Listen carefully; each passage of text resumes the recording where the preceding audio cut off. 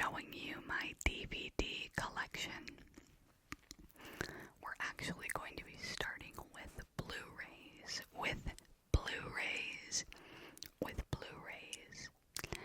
The DVD collection that I have isn't that big, but there's enough for a few videos to make in this series. So if you enjoy this video and you want to see more of the DVDs that I own, just let me know in the comment section down below.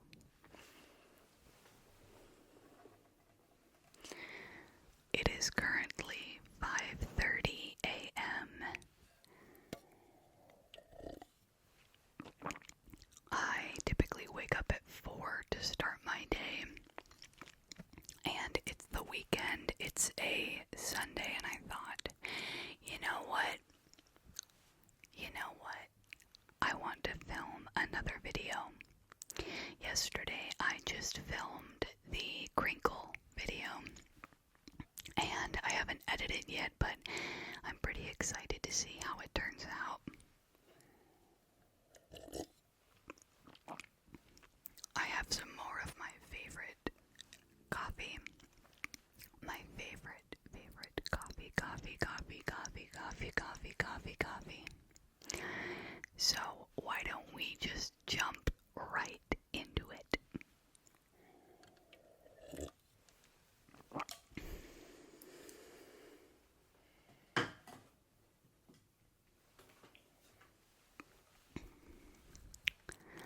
The very first Blu-ray we are going to be starting with is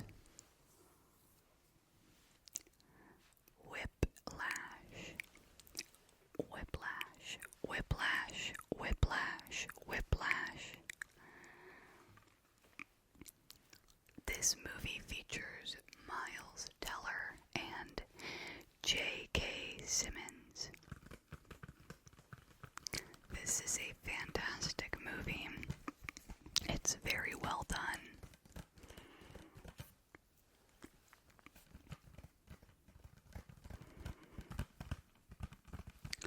I will read you a portion of the back. It says, Andrew Neiman is an ambitious young jazz drummer in pursuit of rising to the top of his elite music conservatory. Terrence Fletcher, an instructor known for his terrifying teaching methods, discovers Andrew and transfers the aspiring drummer into the top jazz ensemble, forever changing the young man's life.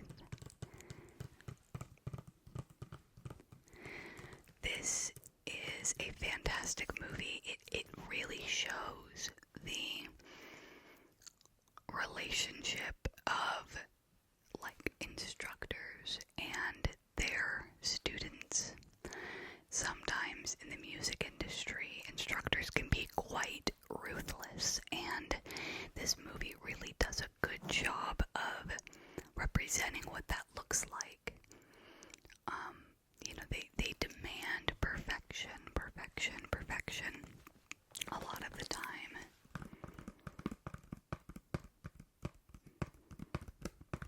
Also, Miles Teller, yes, that's his name, he learned how to play the drums for this movie, and he's unreal. He's so good. So if you haven't seen this yet, I do highly recommend it.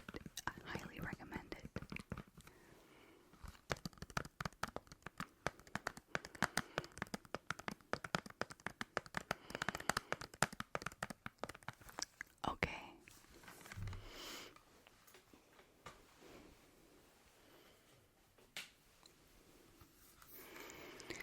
Next up, we have a comedy that I actually just talked about in my last video. It is my favorite comedy, and it is called We're the Millers. It features Jason Sudeikis and Jennifer Aniston. This movie is so funny. I don't know why, but this movie just gets me. I belly watch this movie.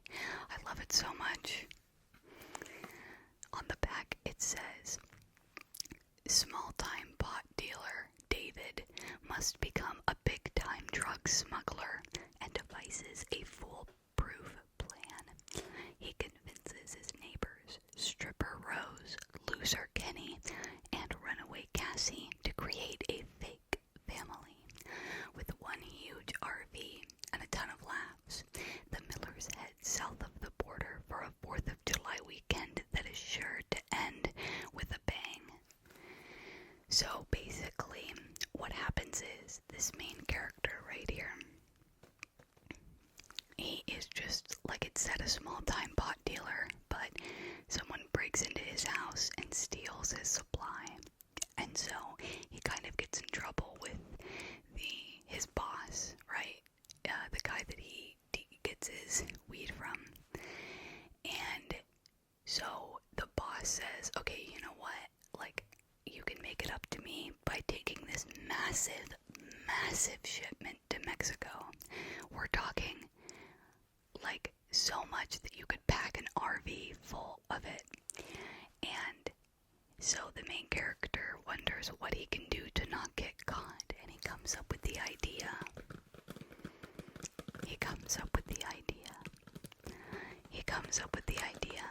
To pretend that he is a part of a family going on a vacation, hoping that it will appear less suspicious to the Border Patrol. Yeah, this is just such a great movie.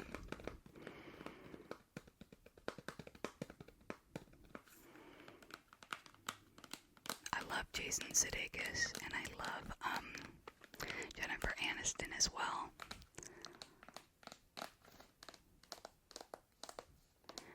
She's incredible in this movie. She's so gorgeous.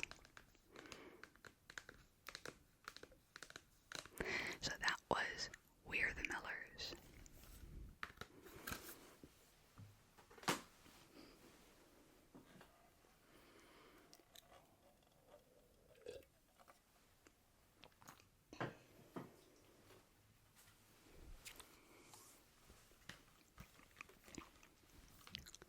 Next up, we have Midsummer. I believe I got this for Christmas from my little brother. I love horror movies. This is the same guy that made the movie Hereditary, which is one of the scariest movies of all time. A lot of people feel mixed about this movie, but this is actually a really great horror film, because typically when you think of a scary movie, you think of nighttime, you know, all the classic tropes and stereotypes. This movie takes place in a beautiful environment in the middle of the day most of the time, and it's scary, and they really challenge like the way that they're able to scare you with it still being sort of like happy and uplifting. I don't know, it's so well done. It is a lot though, so if you can't handle horror, don't watch this. This is a bit intense, I should say, but I thought it was a brilliantly made film.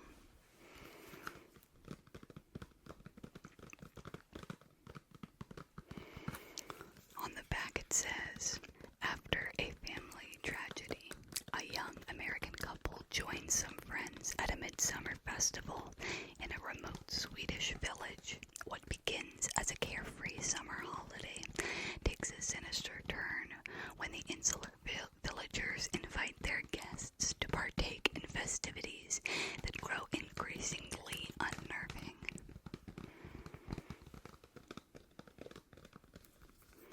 The cinematography in this is so well done.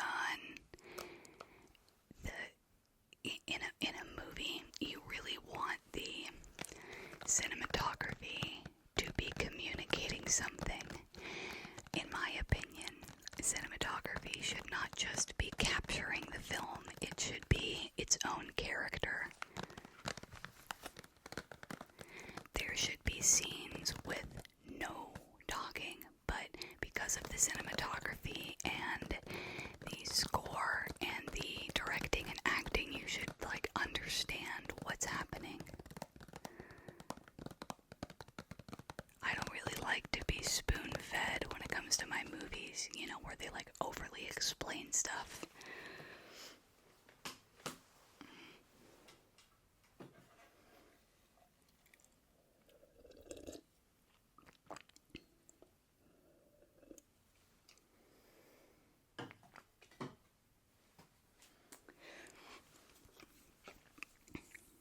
Oh, that's right, yeah. So next up, we have Wonder Woman. We have Wonder Woman. We have Wonder Woman. So here's the thing. I got this for a gift because I always appreciate roles with strong female characters, because growing up I didn't really feel like I didn't really connect with a lot of characters, because I connected more with like really strong and independent and like women, and I don't really see that represented a lot in media or in storytelling. And so lately though, there's been a lot of really great films and a lot of really great video games and things like that that do represent women. But when this movie came out, my friends thought that I would really like it, because I really appreciate like strong female like lead characters. But then so they got it for me, and then I watched it and I was just very underwhelmed. I just didn't like it, and I'm not the type of person that's just going to like something just because there's a like strong female character. Like, it's not going to change my opinion of a movie, you know what I mean? So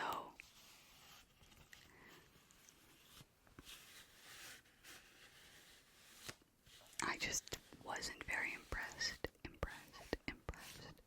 by it. On the back it says, before she was Wonder Woman, she was Diana, Princess of the Amazons, raised on a sheltered island paradise and trained to be, an unconquerable warrior. When an American pilot crashes on their shores and tells of a massive conflict raging in the outside world, Diana leaves her home, convinced she can stop the threat. Fighting alongside man in a war to end all wars, Diana will discover her full powers and her true destiny.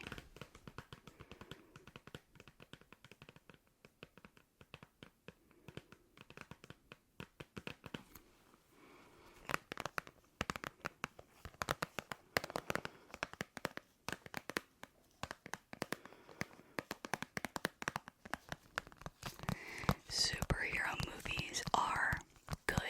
They're entertaining, but they're not necessarily the best or like most well made. Like, they're not. But I guess all you can really want out of watching a superhero movie is to be entertained, right?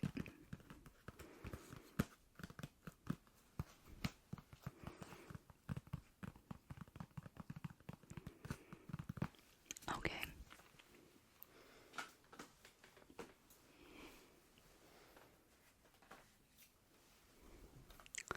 Next up, we have Crazy Stupid Love. This is a awesome movie. It's got a lot of people I really like: Steve Carell, Julianne Moore, Ryan Gosling, Emma Stone. It's such a sweet story, and it's hysterical. Ryan Gosling's comedic timing in this, coupled with Steve Carell as just such a master of comedy, it's a fantastic movie. On the back it says, 40 is perfect until his wife, Emily, asks for a divorce. Now Cal is single and looking for love with the help of expert lady killer Jacob Palmer, who gives Cal's manhood a remarkable makeover amid inappropriate crushes and romantic encounters. Cal and Jacob discover that being a player with the right partner isn't just crazy and stupid, it's impossible. So, Steve Carell meets Ryan Gosling, recently divorced, and Ryan Gosling teaches him how to get back into the dating scene and how to, be desirable.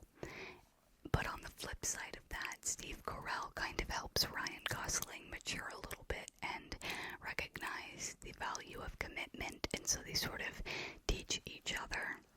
And it's just, it's just a really charming movie.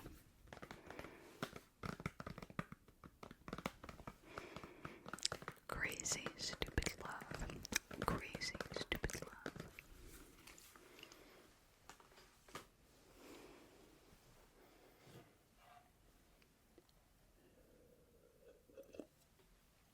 So we have 28 days later. 28 days later. This is a very classic horror movie. It's one of the first zombie movies that really did well. I like it a lot. It's not my favorite horror movie, but it is really entertaining. It kind of follows a group of survivors as they try to live in like a post-apocalyptic like zombie situation. Director Danny Boyle's groundbreaking take on zombie horror has been hailed as the most frightening film since The Exorcist. I don't know if I would agree with that, but that's okay. When a deadly rage virus transforms the world around them into a seemingly desolate wasteland, a handful of determined survivors attempt to salvage a future, unaware that the worst is yet to come. The worst is yet to come. The worst is yet to come. 28 days later.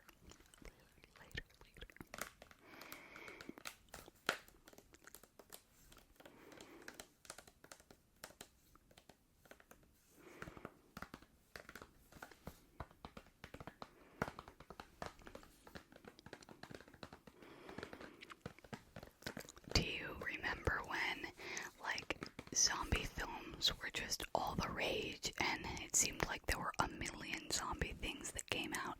Zombie TV shows, zombie movies, zombie short films, zombie video games.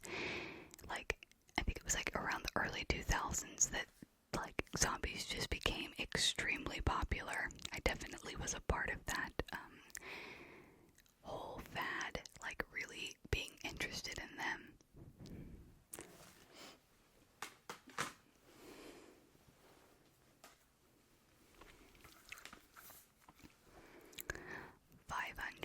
Days of Summer. Now, I have to admit that a lot of people really like this movie, and I think it's fine. I don't know what it is about this movie, but every time I watch it, although I'm entertained, I can't really connect with it. But this is very much a classic love story. It really shows the struggle of falling in love and what comes after that and trying to maintain that connection. It's in this quirky, romantic comedy about love and fate. A young greeting card writer is hopelessly searching for a girl of his dreams, and his new co-worker, Summer Finn, may just be the one, but 500 days of their offbeat relationship reveal that the road to happiness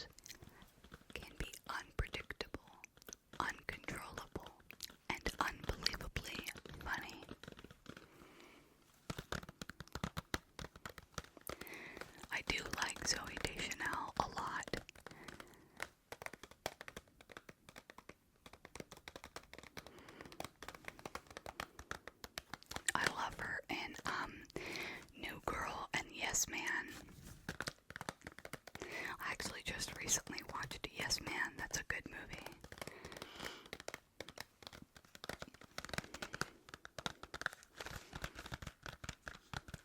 That was 500 Days of Summer. 500 Days of Summer. 500 Days of Summer. 500 Days of Summer.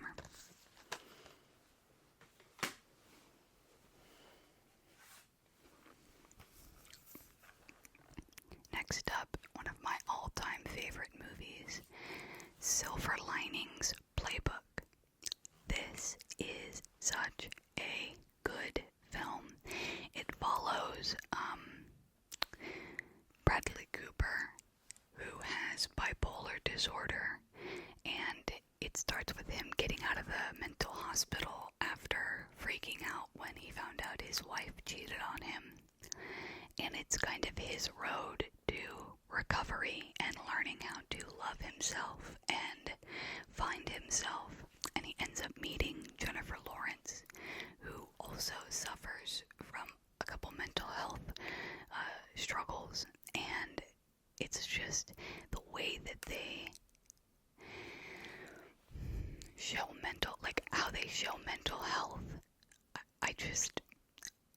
I always get emotional watching this movie. It's so beautiful and so well done and so touching and so, yeah, Academy Award winner. Jennifer Lawrence won an Academy Award for this. It got nominated for a lot of Academy Awards as well, but if you haven't seen this movie, you should just take some time to see it because you'll really like it. On the back it says, Pat Solatana. I don't know if I said that right, but Pat has lost everything: his house, his job, his wife. He finds himself living back with his mother, Jackie Weaver, and his father, Robert De Niro, after spending 8 months in a state institution on a plea bargain. While rebuilding his life, Pat is determined to remain positive and reunite with his wife despite the challenging circumstances of their separation. When Pat meets Tiffany, Jennifer Lawrence, a mysterious girl with a problem of her own, things get complicated.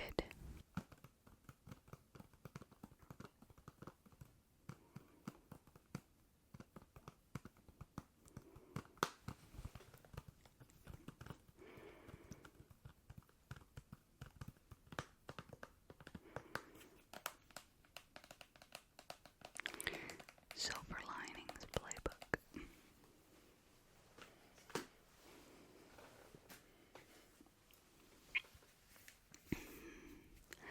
Okay, so a couple things about this. First of all, this is called The Perks of Being a Wallflower. The perks of being a wallflower. The perks, the perks, the perks, the perks, the perks of being a wallflower. This is a great movie that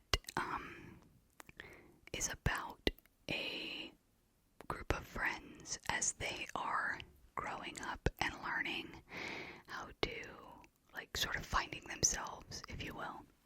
Now, the reason why it's in this case is because my stepmom is actually from the Philippines, and they sell movies there for, really cheap. Not all of them work, but she likes to bring me back movies whenever she goes and visits.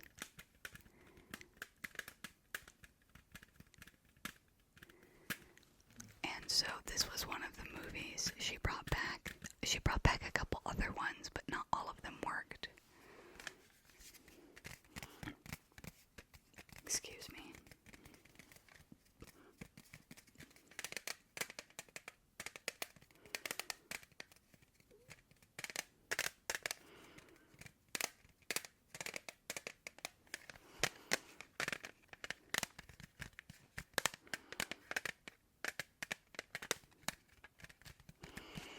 On the back it says, Charlie is the alias is about to begin his first year of high school. The novel is presented through letters that Charlie writes. This is so funny. Is this the description of the novel? The novel is presented through letters that Charlie writes to an anonymous friend whom he hears girls at school talk about fondly. Charlie begins his freshman year apprehensive due to the death of his only good friend Michael, who committed suicide several months before. He does not feel that he can lean on his parents or older siblings for support because they never truly understood him. He also explains that the only relative that he ever felt close to was his Aunt Helen, but she was killed in a car accident on his 7th birthday. Okay, so that sounds pretty heavy, but they tell it in a more lighthearted way. It does have Emma Watson in it, and I do really like her. I mean, who doesn't love Emma Watson? Come on.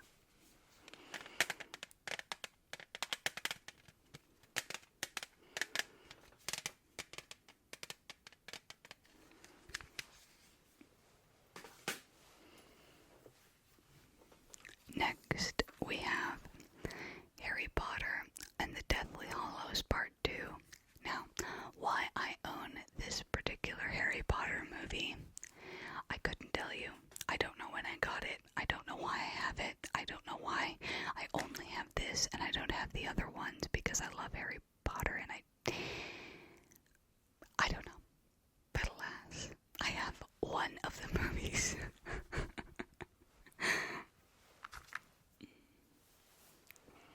I am a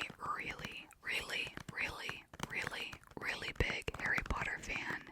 Not just of the books, but also of the movies. I really want to own the entire collection, like as a set.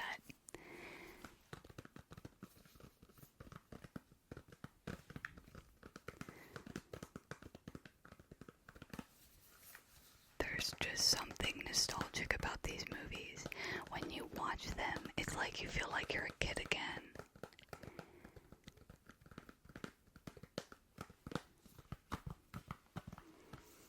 And I like all of the Harry Potter movies. The newer ones were but at least of this series, I love every single one.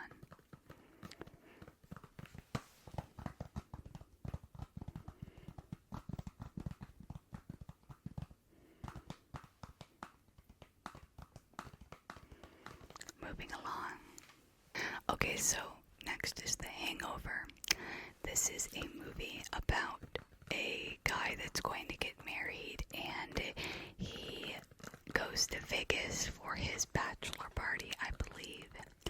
And while he's there, him and his buddies get so drunk that they wake up the next morning and they don't remember what happened, and they have to kind of go backwards, retracing their steps to try and figure out what happened the night before.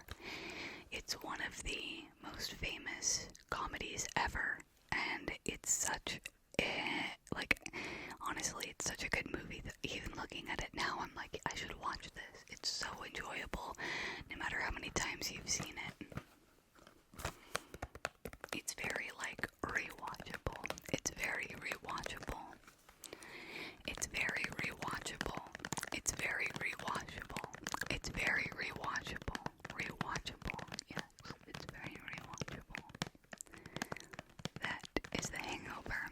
And on the back, it just has some special features, picture-in-picture commentary, exclusive features, cursing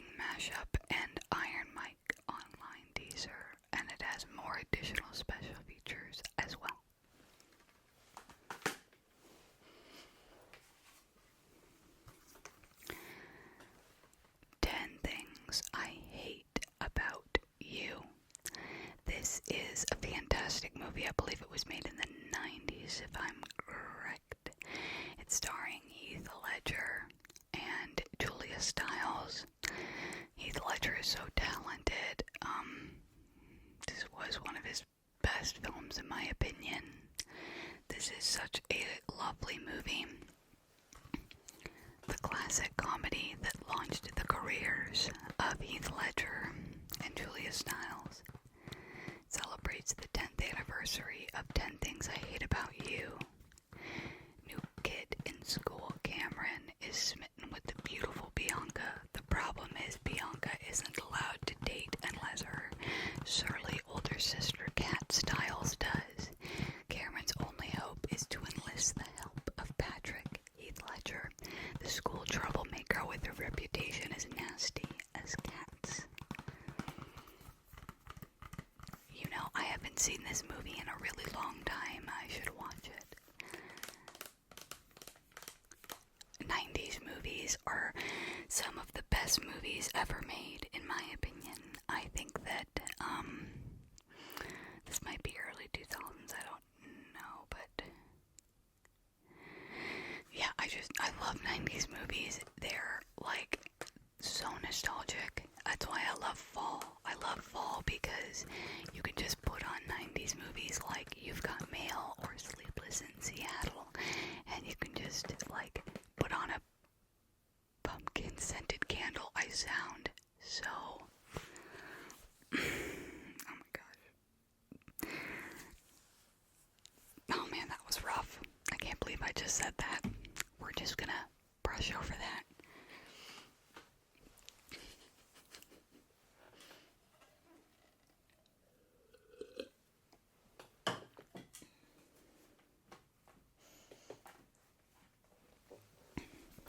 Here we have Star Wars.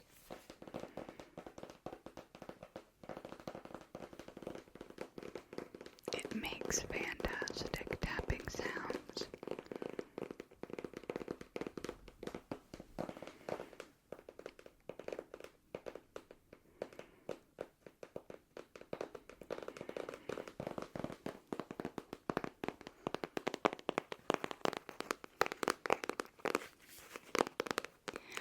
I love Star Wars. I've always been a big Star Wars fan, at least of the first 6 films. My family is all very into Star Wars, so I just kind of grew up on the films. This is a Blu-ray set that I got that has every single movie. Well, not the new ones, that is. The new ones are, some of them are good, some of them are not as good, in my opinion. I do think, though, that the fan base can be a little bit much for Star Wars, and it's just a movie series, and sometimes I think people get a little bit crazy about it. So I think what I'm actually going to do is save the rest of these movies for the next episode, and instead I'm going to flip through this Star Wars book with you because it's actually really cool.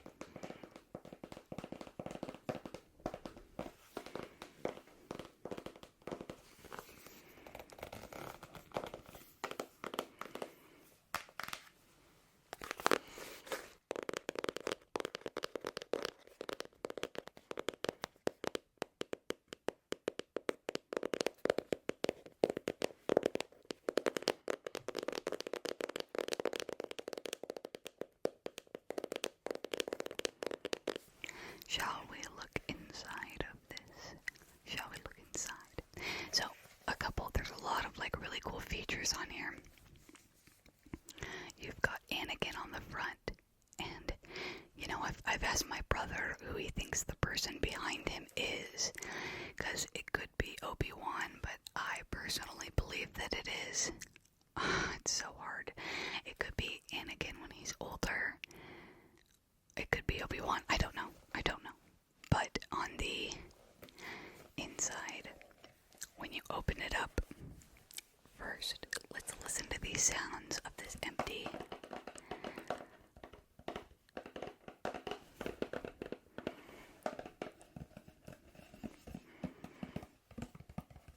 You can see the beautiful sunset on the outside.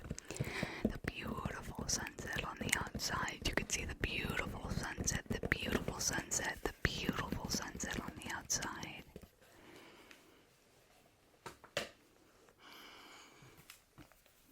So here we have the booklet. Now, on the front, you've got, of course, course, the two suns right there. And on the back, got the same imagery. It's basically like a book. You can see. Now, if you open it up, it goes in chronological order. Here's a little paper that comes with it.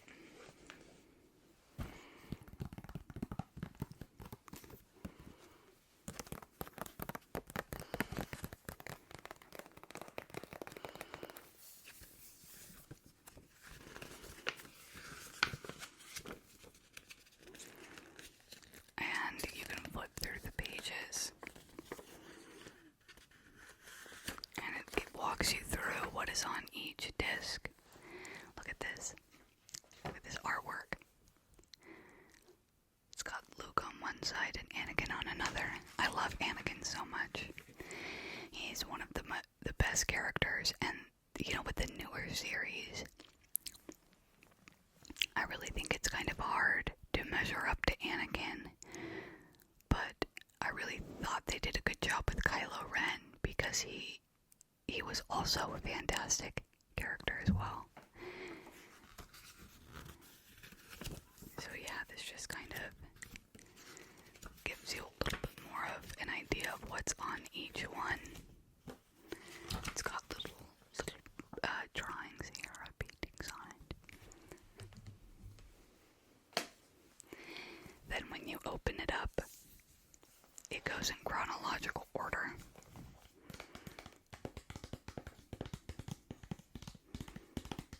With Darth Maul there, obviously representing Phantom Menace, Episode 1.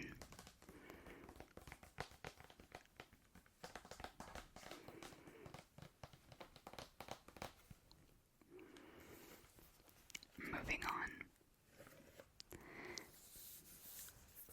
You have Episode 2, Attack of the Clones.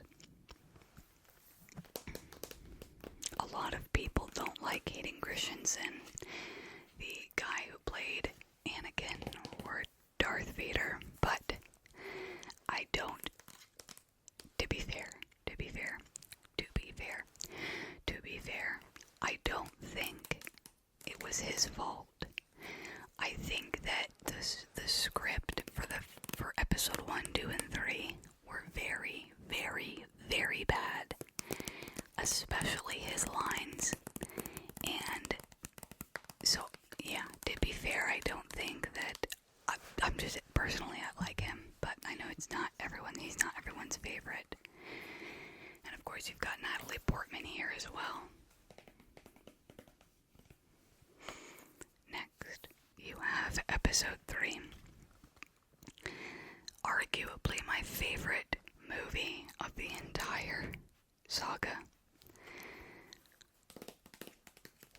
There's so many things I like about this movie, but I think it represents like the storytelling for power and control. It kind of shows how afraid we are of our own mortality.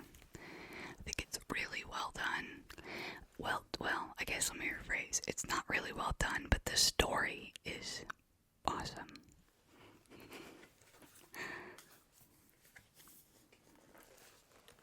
Then we have A New Hope.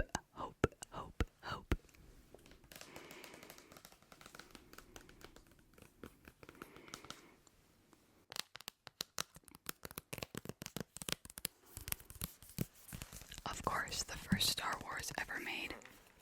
We've got Luke, Leia, and Han on the artwork here on the side.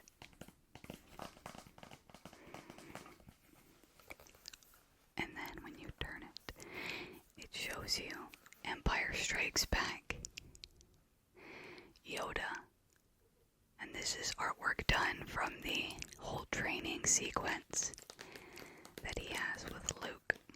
You can even see Luke there with his crashed ship.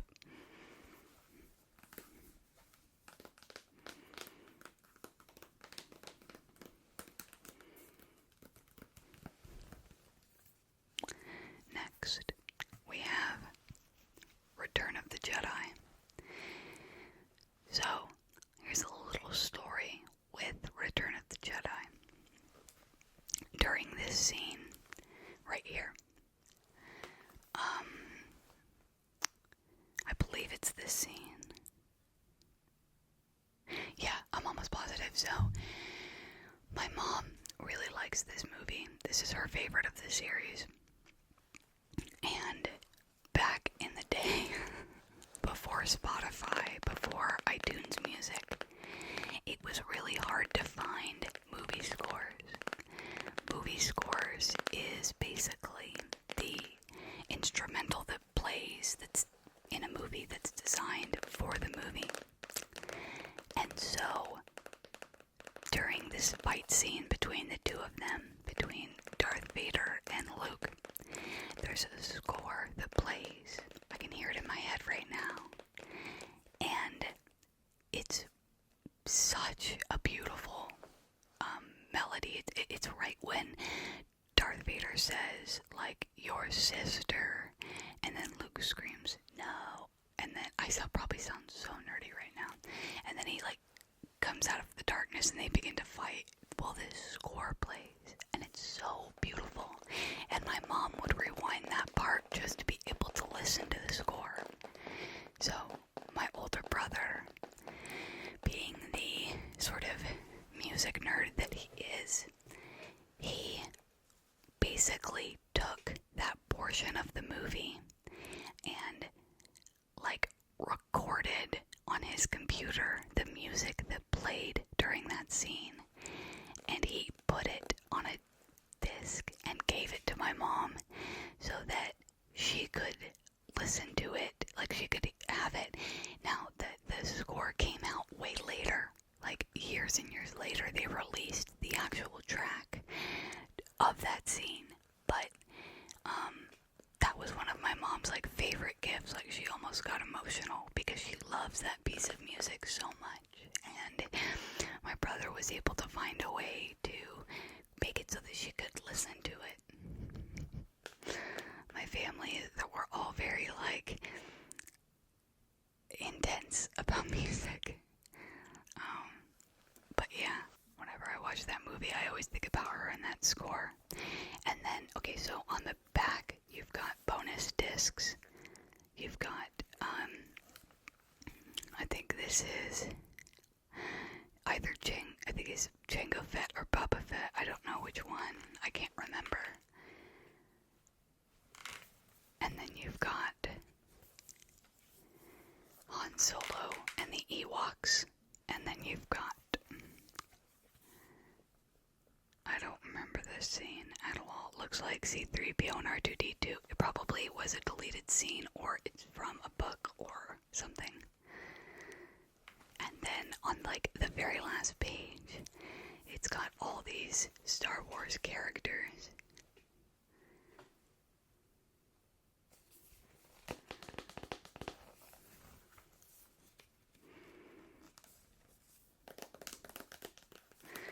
It's got so many characters here on the back that have been drawn in. There's artwork of these characters here on the back that have been drawn in. That is Star Wars, the complete saga.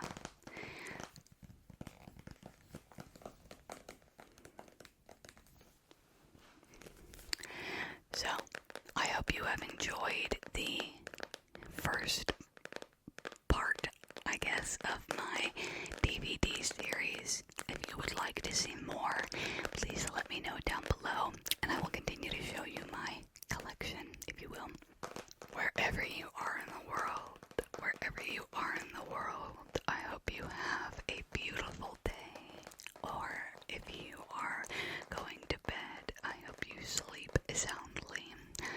And please know that I appreciate you.